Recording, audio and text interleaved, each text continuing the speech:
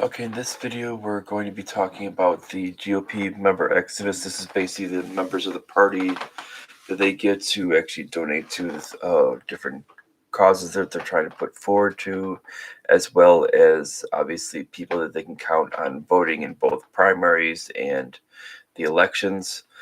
And this is something which they should view as being very, very important. And this is something which has been very, very crucial. Now, one of the biggest highlighted ones is out in the state of Arizona. And I think they've recorded, at least in the first 3 weeks of January, since the January 6th attack on the Capitol, they've recorded uh, 10,000 members leaving the party. Now, this is very, very crucial because when we start to look at the difference between the state, just in the presidential elections, we saw there was a difference between people that were at a level in which Trump lost by 10,000 votes. Now, if you have another 10,000 people leaving, this is going to make it even worse. This means you're going to have to make up another 10,000 votes minimum, regardless of where these people go. And if these, now we'll go and kind of discuss different options in which were there, what people think where these people are going to go, and what the future of politics is going to look on the right wing. And this is going to kind of go into what's going to happen. But it ends up being where if these people directly go into the Democratic Party alone, not necessarily a third party, but all, this means you're talking that they're going to need another 30,000 votes just to actually break even and get an even vote count. Where they would, and then on top of that, they would have to get a few more and actually add more on top of that.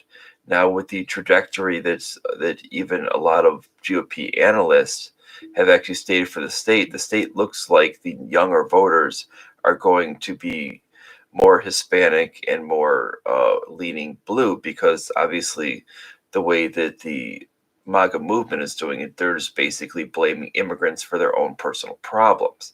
Now, this is a huge problem for going forward in the state. Now, this is not an isolated incident. We're seeing thousands of voters leaving state by state by state. They've seen problems even in California. Now, while this might not be a problem for the actual state overall, unless they actually become into using the systems like they use in Nebraska or Maine, which is obviously a possibility if we see it going across the country, which I would support.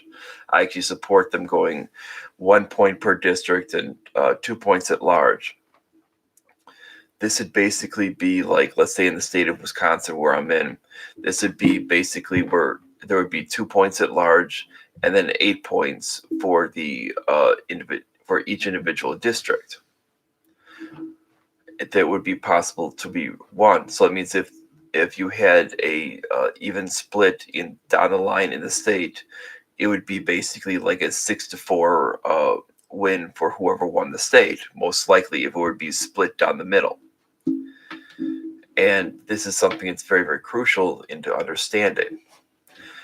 And it could also, and when we started to view the actual way the states were actually won, it was actually showing that it would have actually been Biden winning with 277 electoral points, not necessarily 306. 306 is just because he was able to win certain states, because he was able to win all of the points in the states, and they weren't necessarily divided by district.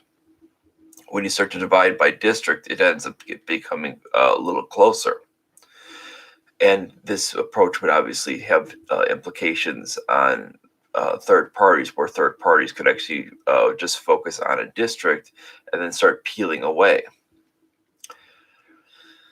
And but going back to the idea of what's happening with the GOP now, the GOP is losing voters across these whole things. Now they're not going to really notice this until it becomes far too late. It's not going to be noticed when it actually comes into the primary of things. When it comes into the primary, they're not going to notice anything. And this is actually a problem with it when it comes into the 2022 primary of both the U.S. Senate elections as well as going into the House of Representatives elections. They're not going to notice anything because there's going to have their normal voters. And usually it's very hard to dictate between people who vote in the primary next to people who vote in the general election. It's very hard to actually do that because sometimes you'll have a very high amount of people voting in a primary, and it doesn't necessarily mean that it equates out to a victory, because you can have a very high amount that vote into a primary, and it just means that there's a lot of people trying to make sure that their guy wins in a primary. That's merely what it is. And it could be that it's going to be a very close race in a primary, and that's merely what it boils out to be. And that's the whole point. And it's when you start to view it, that's the whole difference between a primary and a comparing, let's say, for instance, a primary with comparing comparing that with, like, let's say, for instance, the general election. The general election is going to be different. Now, the general election could be a lower voter turnout or a higher voter turnout. And we're finding basically is we're finding different people on the right, trying to push for different changes in the electoral systems and in the states, whether Rand Paul's one of them. And frankly, in a lot of these states, they're being run by Democratic governors. So frankly, any changes need to actually be signed off, because you would need to have a veto-proof majority, and that's not going to happen. And it's absurd to think that basically that in an election where there wasn't any substantial problems, that this is going to come into play, and to assume that there's going to be the next election, or either the midterm cycle or the general election cycle, that's going to actually be causing problems, to actually assume that there's going to be an issue is insane. And or to actually think that it's actually going to cause an effect. And this is where they're not even playing this one smart. What they need to do is this is where they're not even focusing on what their problems in their party are. It's not the problem with the actual voting. It's the actual problems within their party. They have an internal problem. It's not an external problem. It's an internal problem. Because we've seen incidents of potential voter problems.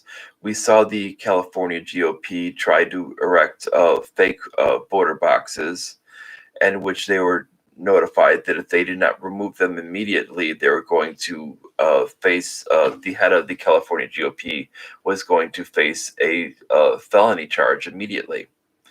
And we've seen the case of Lynn Wood.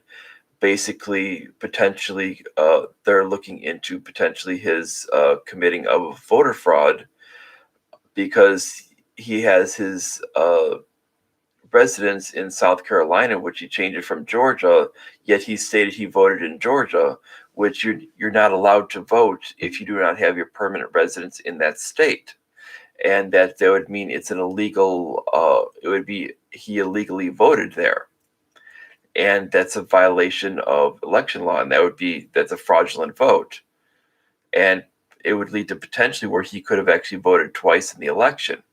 And so the only things that we've actually seen of legitimate verified voter fraud have actually come on the right. And if they're looking into anything, they should be looking into their own house first, when it comes down to it. And often there's often when we start to look into voter fraud, it ends up being on both sides. So that's something that it ends up being almost equaling out to the same amount of things. And this is why when we start to look into it, there's no vast amounts of voter fraud.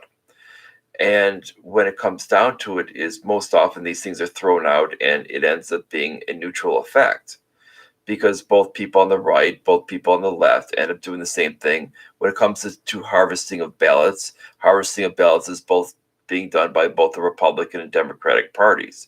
Now, you're not seeing it being done by third parties because they would be busted immediately. But the duopoly is allowed to do this with impunity, pretty much. And this is an issue that has been going on for quite some time.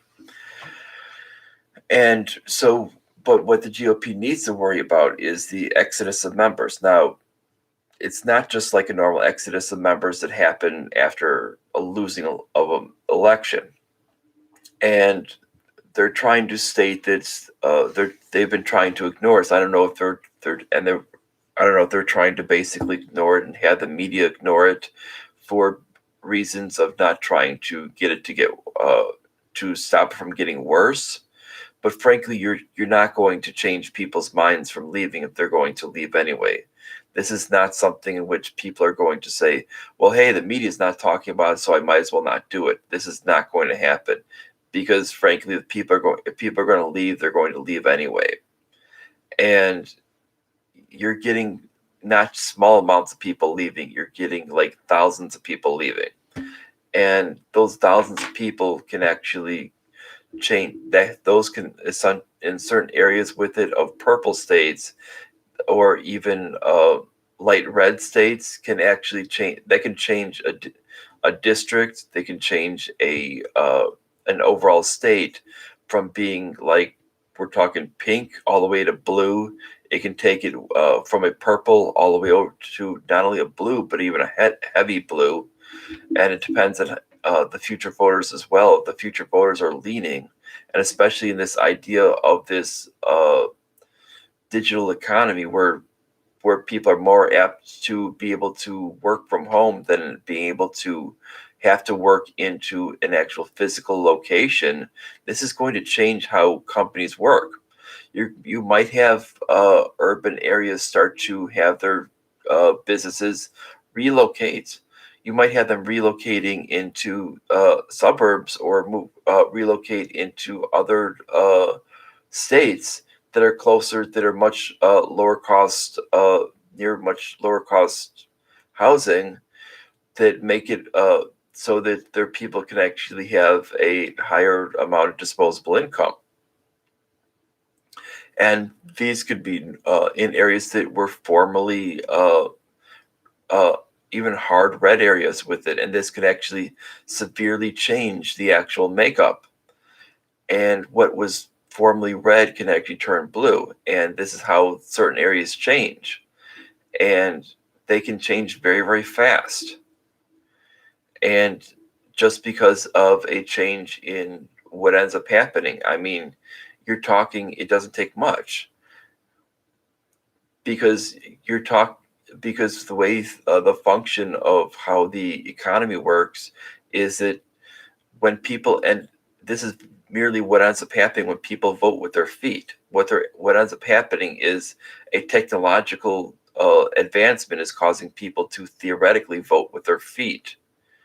And they're saying, well, we're not going to change the way we actually vote, but we're going to move to where we would prefer to, where it becomes more advantageous for cheaper housing. We're not going to basically be stuck into these urban centers. We're going to basically go to where it's far cheaper, and they're not going to change the way they actually vote. So they're going to be going out to these other areas, and that's going to start changing the voting dynamic. Now, when you start to look at what ended up happening in the election, is that Trump basically pandered to these broken down cities. He pandered to rural areas that were basically non-farmer rural areas. And what ends up happening is when you ignore the suburbia areas, this allows those basic areas to be very susceptible to a lot of change that can happen. And even in those broken down areas, those areas can be easily taken over by these big companies. And essentially, when they're desperate for anything, frankly, they'll basically override whatever any of these people ask for, because it means tax dollars. They'll take tax dollars from anything at this point. And frankly, even if it doesn't mean any jobs, they'll take tax dollars just to basically try to subsidize all the stuff that they've been doing for all these years for all these union jobs and union contracts. And frankly, that's what they're going to get to, and it's going to get to that point. And frankly, that's what they're going to be doing in these broken down cities to basically make sure that they don't go completely bankrupt. And it's going to change them to where basically where they were voting for all this MAGA stuff, to where there's not enough voters to actually in those districts to actually vote for all that stuff. And that's when we get to the idea of where we get to people who are where the GOP is going. Now, the GOP essentially has obviously its internal factions, and that's where where the first idea that people have actually suggested is that you're going to find, obviously, is one that is being suggested in the news, which I completely disagree with what's going to happen. They're saying it's going to break away three ways. Is they say that you're going to have like a MAGA party. You're going to have the more liberty-minded people break into their party, or go into like more the libertarian stuff with it, and then you're going to have the establishment take back over. Frankly, this is not showing any bit of reality in the scope with it, because frankly, they're not even showing it with it. Theoretically, if this were true, we would actually see the establishment specifically push for impeachment and blocking a future office of Donald Trump. If this were actually true in the Senate, all these people like your Lindsey Grahams, all the ones like that, would actually be pushing for this. Your liberty-minded people would, like Rand Paul, would actually be pushing for impeachment and blocking of future office with it, and then he would actually go off to the Libertarian Party. People like that, people like Mike Lee, people like those with it would be pushing for that with it, instead of basically trying to play both sides in the middle and try to basically avoid the actual questions and not actually go through with it. And that's why when we look at this, we can see that that's not a legitimate option. We can actually see that the most likely legitimate option is that what's going to happen is this. You're going to slowly see the actual voters tend to basically start to leach out of the other factions, not the actual politicians, but the actual voters. What's going to slowly happen is the voters, like the more Tea Party voters, the more liberty-minded voters, the moderate voters, the neocon voters, they're all going to basically start leaching out of the party and go elsewhere.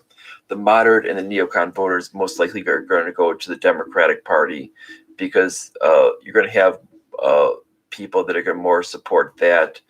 The people that are more liberty-minded are going to go to the Libertarian Party, and that's what you're going to be dealt with. And then you're going to be basically left pretty much with the GOP that is purely nothing but this whole nationalist movement. And it's basically going to pretty much, that's what pretty much it's going to be. And it's going to completely backtrack of what its actual founding principles are. What its founding principles were basically on the ideas of defending liberty for everyone, and being a much more grassroots type of movement with it. It's going to basically be this establishment movement for basically the progressive era type of politics. And that's what the GOP is going to be. Whereas the Democratic Party is going to be, have a large, end up having more factions. Libertarian movements, libertarian parties basically going to expand its numbers, and it's going to be far larger. And that's what's going to happen. This is far more reasonable for something to happen, because you're not going to find that the GOP is going to have success under this, because people are leaving. If you look at the actual map, you can actually see that there's not any legitimacy to people actually staying with this. Obviously, Trump's popularity is going down. Basically, we saw that pretty much is his vote. We saw in the election, it was pretty much anti-Biden versus anti-Trump. That was basically the election. This was not pro-Biden and pro-Trump voters. We're not, any reasonable minded person is not accepting the fact that Biden is very, very popular. We know that he isn't. We know that this was basically a rebuking of Trump's policies. That's basically what it was. And that's pretty much what it was across the board. And it was different factions saying that they don't like Trump's policies. And that's why Biden is looking kind of in all different areas of how to basically kind of maintain all these factions together. Because many, many times with it, you had even libertarians voting for Biden, because they know in certain cases they knew that Trump was far worse for liberty. Where Biden is more of a moderate. If you were going to vote for the duopoly, Biden was far better. And I mean that was the case that where my mom made the decision on that. That was her personal decision, as well as people like Penn Jillette made a decision like that. People like Joe Kerry. I mean, these are known longtime libertarians, and these are people that basically made the decision on it that basically this is far better for liberty. And that's why Trump lost, because he lost the libertarian vote. He got the libertarian vote in 2016, but because he did nothing for libertarians, they basically told him no. Some libertarians refused to vote in 2020. Some libertarians voted for Jorgensen, and the rest voted for Biden. Very few of them actually stayed their vote with Trump. And that was basically the only ones who stayed with it were ones that were basically the ideas of being either on the ideas of pro-gun and on the limited amounts of regulations that he repealed. That was it. So when we look at this idea of what's going to happen, is this exodus is going to basically do a massive amount of damage. Now, it just depends on, are they going to learn from their actual mistakes? Now,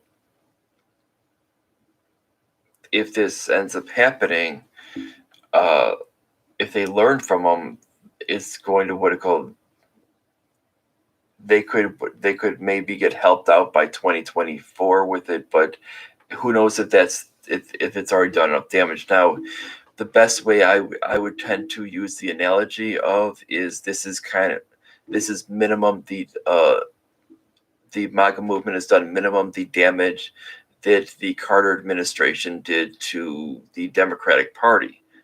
We're talking minimum, and that's even before the riots. So we need to assume that they're probably not going to win the next 3 election cycles. That means 2020, 2024, and 2028. So I would not see any reasonable Republican candidate winning until about 2032. And this is my assumption on it. And most people are going to be really, really harsh on that. Well, this is just a fact of the way things go. And it's not necessarily that we're seeing anything that positive on the Democratic side so far, anything that's magnificently great.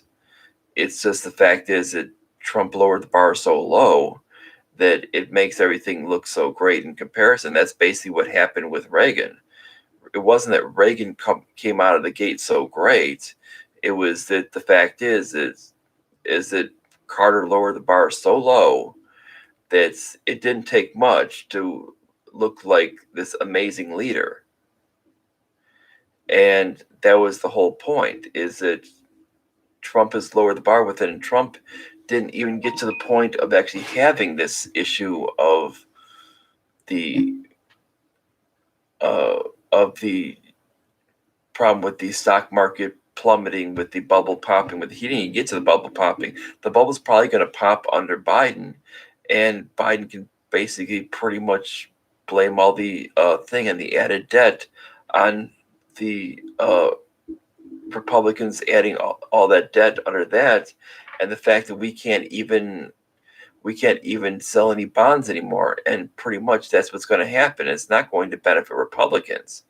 And with the Republicans basically refusal to work with Biden, that's only going to blame them. And they're just playing into the media's hands right now. And if they actually work with Biden with it, they could actually essentially blame Biden on his actions if the bubble bursts with it, even though essentially Trump was speeding that fact along with it, essentially was handing off the hot potato to Biden. And even though he was taking credit for the actual inflation of the bubble. And when we start to look at that, that's basically what was going on now.